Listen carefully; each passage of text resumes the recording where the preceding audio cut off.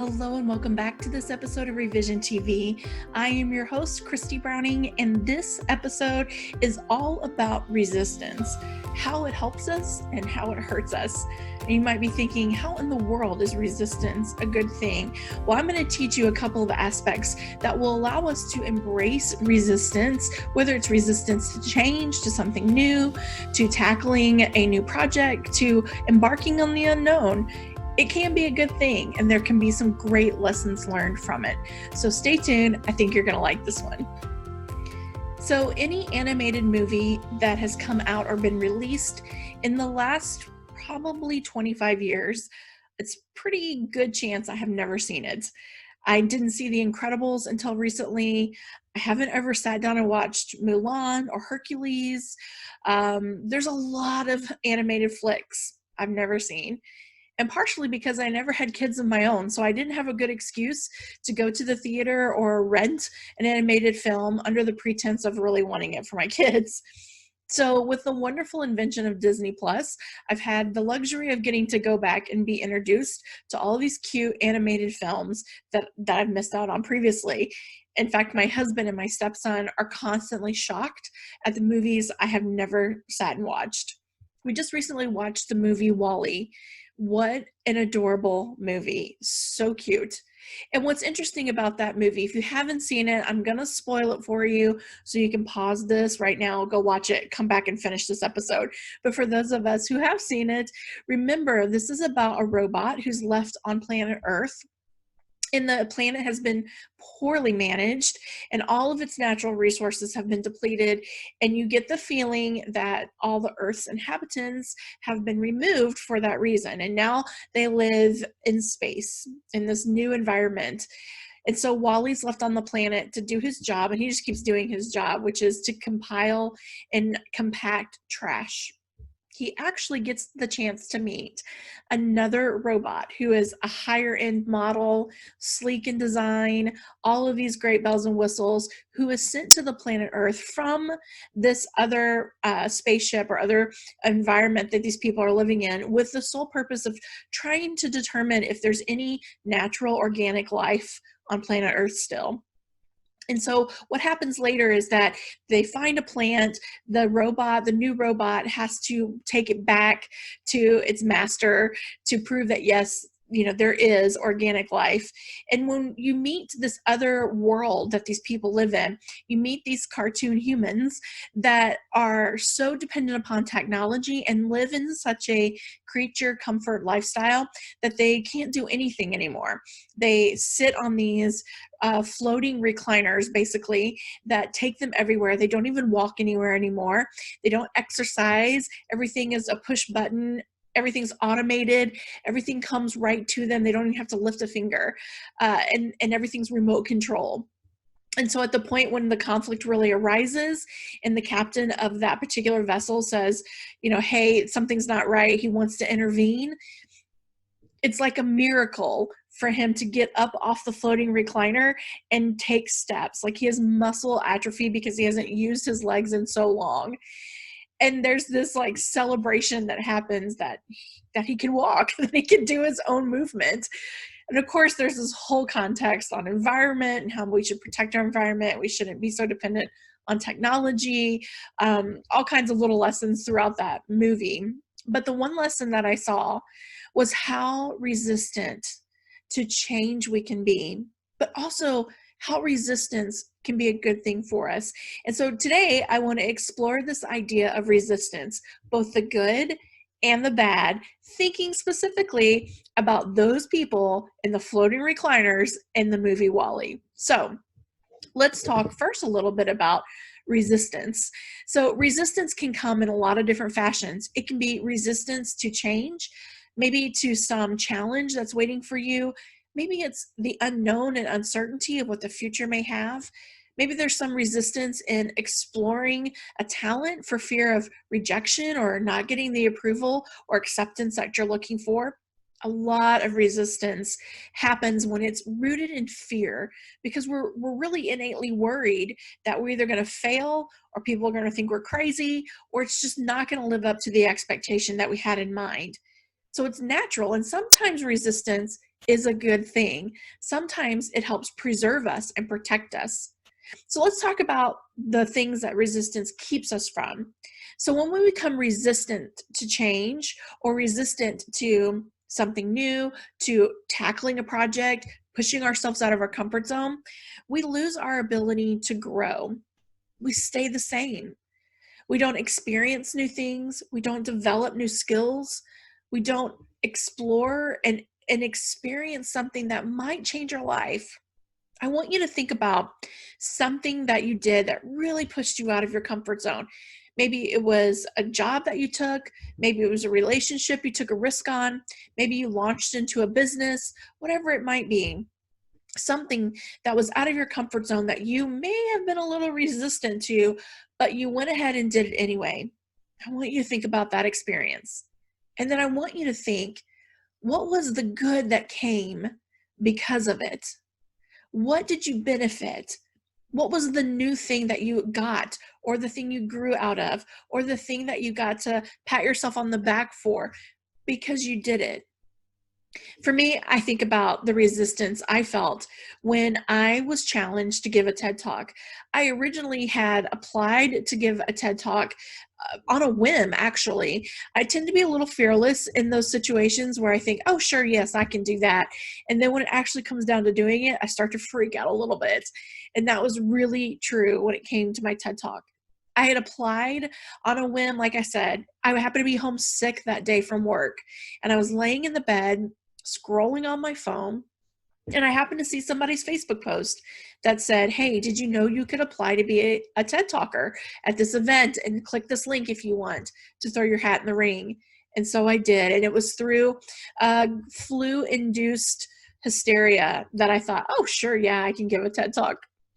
It wasn't until I had been selected for that event and I was beginning to put the beginning pieces together for my talk that I really started second guessing myself.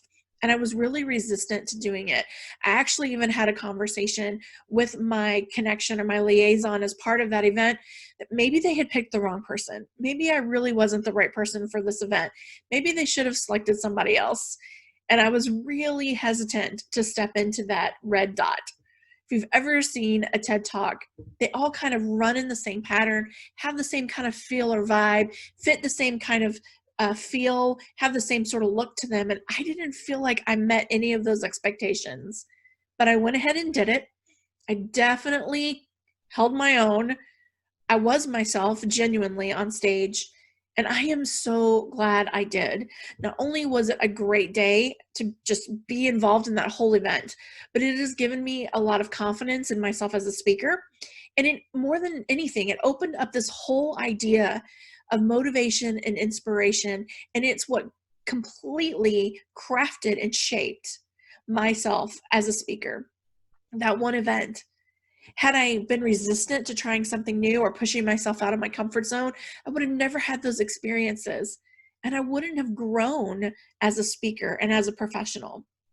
So many times resistance protects us, but at the same time, it can limit us and it can keep us from growing. When you come to those points in life and you feel resistance and you're thinking, ugh, is this a resistance I should listen to because it's trying to protect me from something? Or is this a resistance that is just fear-based? You have to stop and ask yourself, what is the worst case scenario? If I went ahead and stepped out and did this thing, it may be new, it may be uncomfortable, maybe it's something I've never tried before and I don't even know if I'm going to be good at it. But if I step out into it, what's the worst thing that can happen? Usually, the worst thing that can happen is never what's going to actually happen. And if you can think about the worst thing that can happen and then think to yourself, how would I recover if the worst case scenario came true? How would I pick myself up, dust myself off, put my feet back underneath me, and carry on? A lot of times we realize that even though the worst case scenario in our head seems so debilitating, there's really lots of room for recovery. There's really a chance to keep going ahead. It's not going to be the end of us. So sometimes when you're up against those moments of resistance, think about, is this fear or is this protection? And if it's fear, what would I really be up against? What would I really lose? What would it really cost me if I went ahead and did it anyway. The second thing I think resistance keeps us from is it hurts us. It hurts us in our life experiences because we don't get to grow and experience new things that become valuable resources, teaching tools, insight, and perspective that then we can turn around and share with someone else. Sometimes the things that we experience are not things we would have chosen.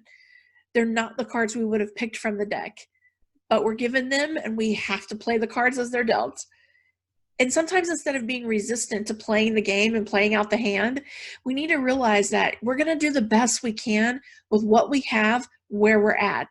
And it may not be ideal, and goodness knows it won't be perfect, but you're going to move ahead step by step, day by day, and understand that any mistakes that you may make along the way, any faulting, any failure, any foibles that happen, those are just going to add to your life experiences. And you're going to learn from them. And chances are you're going to have an amazing way to turn around and share that learning process with someone else. I know for me, I've had a lot of life experiences. And when I say that, I really mean I've had a lot of mistakes. And it's given me the chance to have different perspectives and different insights into situations that I wouldn't have had otherwise. Now, as a speaker, I can share life stories that people can relate to, even if their circumstances aren't exactly like mine. They can see themselves in my journey or in my story. As a coach, I'm able to better understand, to better sympathize, and then to better advise those women that I get to coach in life and in business because of my life experiences. So we can't be afraid to just step out there and try out the unknown. Yeah, we're probably going to make mistakes, but we're going to be able to turn around and use them to not only learn, but to also create a valuable treasure trove of life experiences to use for someone else's benefit. Third thing resistance does is it can hurt us and keep us from the strength we need to kind of move over certain weaknesses. You know, those people in the whole Wall-E movie, they had no strength in their legs. They had no strength in their core. They could barely carry their body across the room. And it was because they didn't want uncomfortability. They wanted all the things to be easy. They wanted everything to come right to them, right at their fingertips without any effort. And guess what? They became weak. They lost their strength. And resistance can rob us of the hard things that might make us stronger. Nobody wants to go through a trial. Nobody wants to be faced with something that leaves us huffing and puffing and having to crawl our way through the mud. But life is hard. And it surely isn't promised that it will be a bed of roses or rainbows or unicorns or anything like that. Life has good days and it has bad days. But it's when we learn how to appreciate the good days and weather the bad days that we do become stronger, that we develop muscles and we develop abilities that we wouldn't have had otherwise if we weren't challenged to push ourselves a little more. I love this particular quote. I don't remember where I found it or who actually said it, but the quote is, "The good news is that there'll be sunshiny days. The bad news is there'll be cloudy days. The better news is that you and I, we don't run on solar power." And the whole concept with that quote is that, yeah, there's good and there's bad, but we know how to persevere even when it's bad.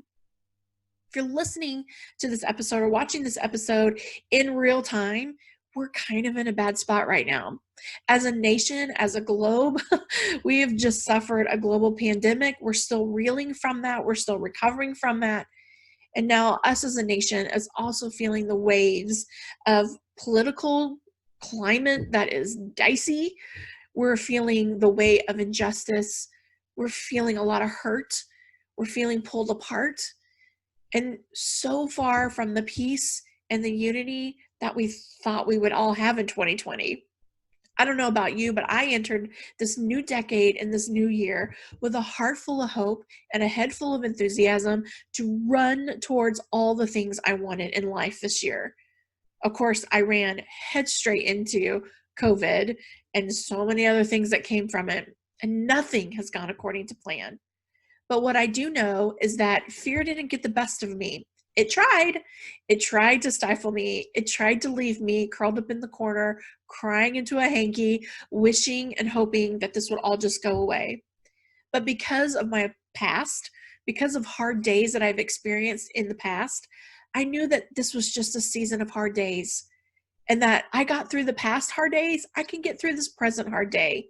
And you know what? This present hard day is going to help me prepare for any future hard days. So resistance, when we don't want it, when we don't want to experience, that resistance is truly what helps us be stronger. It's the thing that keeps us from understanding that we have to grow and experience. And sometimes growth and experience comes at a cost. Sometimes it's cost we don't want to pay. Sometimes it's cost we can't weigh in on. Sometimes we feel like the cost is too much to pay. But you and I both know that our track record for making it through today and getting into tomorrow is pretty darn good. And of course, we don't know how long we have on this earth, but I do know that we can choose to make the most of it. But the trick is to learn how to use resistance as a friend, not a foe. So we've seen 3 things that resistance can rob us of. How resistance can hurt us. It can rob us from our ability to grow and develop. It can rob us from life experiences that can not only teach us valuable lessons, but can allow us to teach other people lessons and insight and wisdom that we gain through life. Resistance can also keep us from growing and getting stronger. So how does resistance become something we embrace? How does it help us in life instead of hurt us?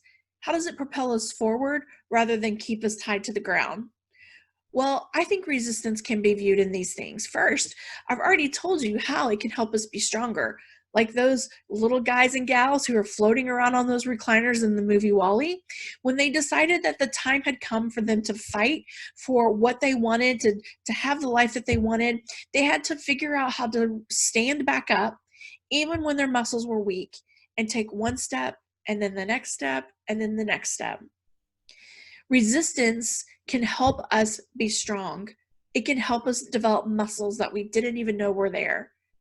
My husband and I just recently started going back to the gym. You know, when COVID hit, we couldn't go to the gym how we would have wanted because everything was shut down. But let's be really honest, we weren't going to begin with. We were one of those people that had paid for a gym membership and hadn't been using it. And there's so many excuses I could give you as to why we didn't go, but it doesn't really matter. The truth of the fact is that we just didn't go. And so when we got hit with COVID and we knew we were going to eventually get to go back, we made a decision that we were going to make our workout plans be important enough to get it done. And so we made a plan and we started to act. But here's the thing.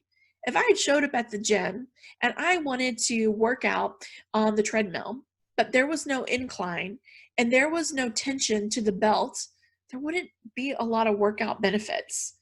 If I decided to get on the elliptical machine and there was no friction or pushback from the machine, the tension level was really low, that would take all the fun out of it. Sure, it'd be easy, but there wouldn't be a whole lot of benefit to my body because there wasn't any resistance.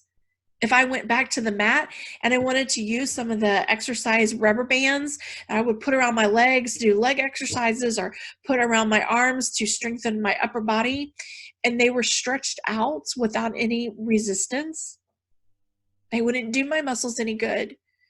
So see, resistance helps us get stronger. It hurts. It feels uncomfortable. It may pull us. It may strain us. It may stretch us. But the fact of the matter is that it's the resistance that makes the muscle work. And that's what makes the body stronger. It's the same for our minds and the same for our hearts and the same for our relationships and all the other areas in life. Resistance becomes a workout partner with us. It's the thing that makes it all worthwhile. It's more than just showing up and going day to day and hoping that there's no ups or downs or highs or lows. That would be a boring life.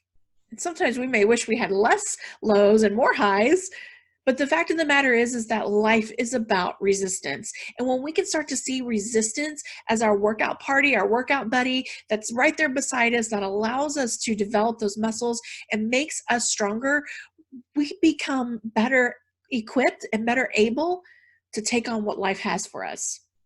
It's just like when someone's sick and they are faced with some sort of illness. If they're already healthy, they are more able and quicker recovery time because they're already healthy. They're already starting from a good spot. And so their ability to fight that illness is better and faster and greater more times than not than someone who is not healthy before the illness hits. So why do we wait for all of a sudden life to get hard to say, ooh, I should probably figure out how to build resiliency and resistance and strength and perspective? I don't have those skill sets. I don't even have them in my toolbox. Well, it's too late at that point. But when we embrace that in the small things, when we encounter that day by day and we don't back down and we choose to breathe deep and dig deep and use those muscles and stretch ourselves, then we become stronger and stronger and stronger. So that when the harder days come, we're already able to not only face that day, but recover from any trauma that happens because we're already in a better spot. But that requires us to recognize resistance as a strength partner, as a strength trainer, not something we run from. That leads me to the second thing. And resistance becomes a good thing for us, and it helps us tackle more. When you're stronger, when those muscles are bigger and beefier, you can handle more. Someone who is a little bit more emotionally put together, mentally put together, because they're strong and they've worked on that part of themselves, they're able to weather bigger problems, more issues. And no one wants to be stronger in order to do that. It's just the way life works. One of the things that taught me this lesson the most is when my husband and I were going through our debt-free journey. When we started trying to pay off debt on our own, we would get so frustrated because we would pay off something, and then as soon as we knew it, something else would break or break down. And because we had taken all of our money and were using it to pay off a debt, we didn't have any savings. And so we would find ourselves back in debt because we had to figure out a way to repair this car or fix this thing that had broken. When we started doing the Total Money Makeover with Dave Ramsey, one of the first things he tells you to do, not one of the first things, the first thing he tells you to do is to create $1,000 emergency fund, just $1,000. And that would allow us to have a little bit of a cushion for some of those smaller repairs, and we wouldn't have to keep going back into debt to take care of it. At first, I kind of thought it was a little crazy because all I could think about was that $1,000 was sitting there and that would take care of paying off a small credit card. Why would I not use that money? But Dave knew something I didn't know at the time. And he knew that if I had $1,000 and a small thing happened and that $1,000 could cover it, all of a sudden that thing that needed attention, it didn't wreck my world. I didn't stress out about how to pay for it.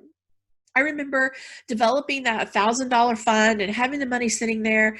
And sure enough, one of our cars had to go in the shop. And it never failed that our cars needed $300, $500, $600, right in that $300 to $600 range. It always, that seemed to be what the bill was going to run. And it always happened right after we paid off our last credit card. And then we would be back at it, right? But I remember the car going into the shop. We were so frustrated that here we were once again having to pay for a car repair after we had worked so hard to pay off debt. And I remember Matt telling me, oh, but that's what we have, the $1,000 emergency fund. And all of a sudden I wasn't worried about the car repair anymore. And then the next thing happened and I knew we had a savings and I wasn't worried about it anymore. And what would have been something that would drive me crazy, that would create stress and anxiety and uncertainty and worry, all of a sudden was not really that big a deal because I had the money to take care of it. Now, you can play that out on a bigger scale, but let's talk about it in just resistance terminology, since that is what we're talking about today. When it's about resistance and we're talking about handling the things in life, it's easier And the things in life are not as detrimental or crashing when we are already healthy enough and strong enough and clear and present and together enough on the good days that the bad days aren't so bad. But we don't get to have that strength. We don't get to develop that muscle if all we ever want is the easy peasy. It's the resistance factor that makes us stronger. And it can become a friend. It can become a helper. The last thing that resistance does is it helps us recover. Now, this is something that's really hard for me to believe when it comes to my physical body, because as I said before, it's been a minute since we've been to the gym, and I can feel my muscles aching and groaning because they haven't had a lot of resistance lately.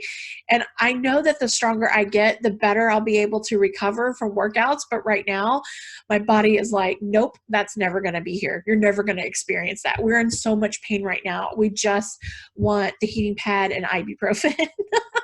But I do believe that when it comes to our personal lives, it does allow us, resistance and strength does allow us to recover faster because we're already in a healthy space. We're already in a healthy mind. So we've talked about this. We can see the benefits. We can see also the not so great things about resistance. So that's kind of played out, both the good and the bad. What do we do about it? What steps can you take right now? What should you be doing to make resistance a friend and not just a foe? How do you develop these strengths? How do you decide that resistance can be your workout partner to make you stronger and healthier, to make you able to recover, to stand in the storm a little bit better, to weather the bad and be so grateful for the good? Well, here's a couple of tips. First of all, it is important that every day that you strengthen your heart and your mind. You know more than anyone what you need most. That might mean quiet time alone. Maybe it's to meditate or to pray. Maybe you need to be reading material that's good for your heart and your mind, that feeds your brain positive messages, encouraging messages, empowering messages. Maybe it's listening to a good podcast. Maybe it's choosing to turn off the news. Maybe it's all of those things. But when we strengthen our mind, we strengthen our hearts, and it allows us to have tools in our toolbox when we need them. In our coaching community, we talk about the analogy of tools in our toolbox a lot. And I'll tell the ladies that while we're working on beefing up our ability to see positive versus negative, or we're working on joy versus sadness, or maybe it's something as simple as trying to not complain, but to be grateful. That may not be something you wrestle with every day, but it's a tool that you're learning how to use, and you can put it in your toolbox for the day that you need it. And when that day comes, you'll be able to go have the resources you need and the tools you need right at your fingertips to make the most of that situation and to take control and to be in charge of your life. And it's the same thing with this whole idea of resistance. When we're trying to build strength in our minds and our bodies and our hearts, and we want to have a more stable, consistent, significant life, it starts with the strength in the mind. And it is about putting tools in your toolbox that you know you need. If you need a good support system of friends and family, then you become so adamant about nurturing those relationships. You don't leave those people behind, and you don't take them for granted. If you know the thing that helps you be strong and stable and significant is to develop a routine that brings consistency, that maybe allows for you to have time in the morning to meditate, to pray, to read. Maybe it is creating time for working out your physical body so that you can melt away some stress and feel stronger physically. You know what you need. And if you aren't entirely sure what it should be, try some things out for size. Sometimes we don't really know what fits until we get out and do it a little bit. You may realize that you enjoy working out at a gym better than working out at home. You may find that working out with someone's better than not doing it at all. You will find the things that work. You will find the things that resonate. And when something trips your trigger, make note of that. Pay attention to that. And that's the kind of thing that you need in your life regularly to help build this strength and build the stability. The other thing I'll challenge you to do is to start writing some of that down. Whether you keep an intense journal like I do, or you just make some mental notes on a calendar, it's important to note what you're doing and how you're feeling about what you're doing so that you can make the mental connection between what's working and what's not working. I know for me, meditating, not what I really like doing. It doesn't really resonate with me. And if I get into the whole woo-woo concept of meditating, I just kind of check out.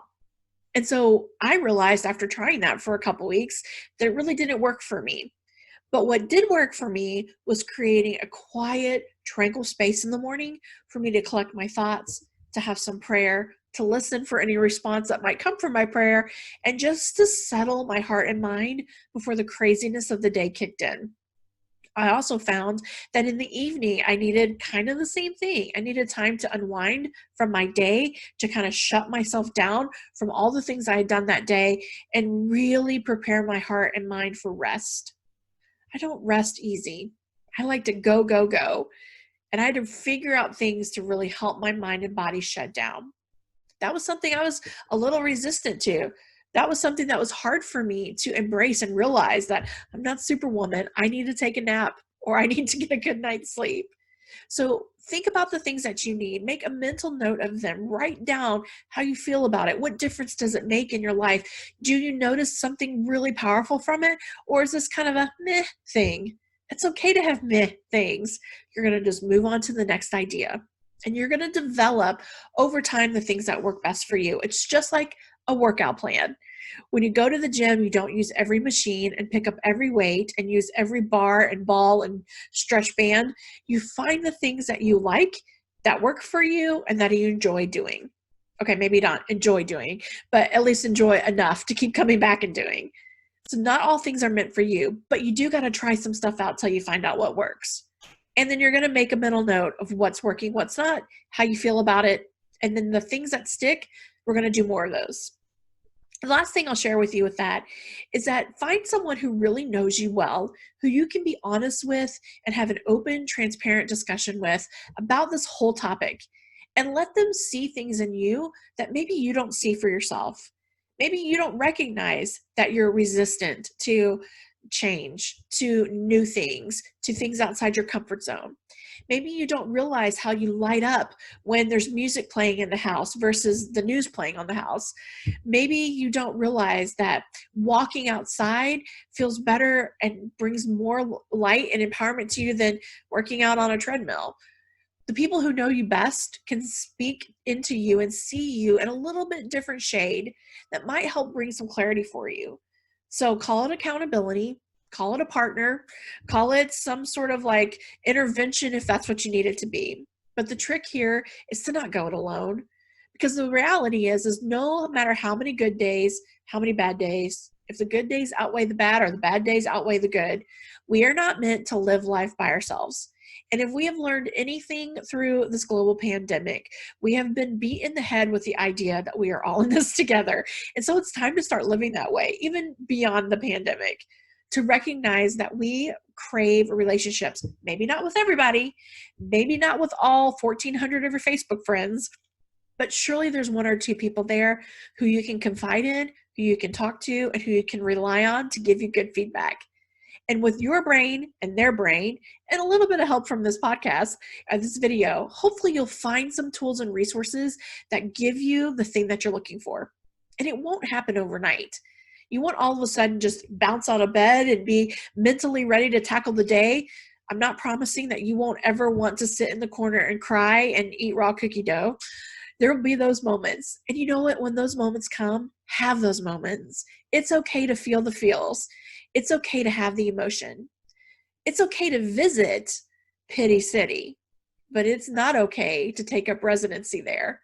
If you need to have a moment for emotions, for crying, for anger, for frustration, feel those feels.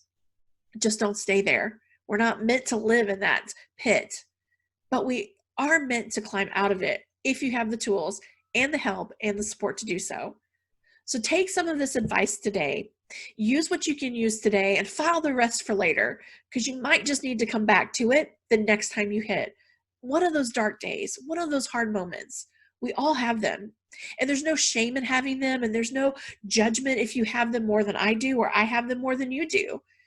It's really all about how we utilize those times in our life to make our life richer and deeper and ultimately better for ourselves and then for those around us. I guarantee if you attack each day with that philosophy and with that mindset, even the most mundane Mondays will seem like electric Saturdays because you will find purpose and passion and the ability to invest in other people that breeds significance like no other.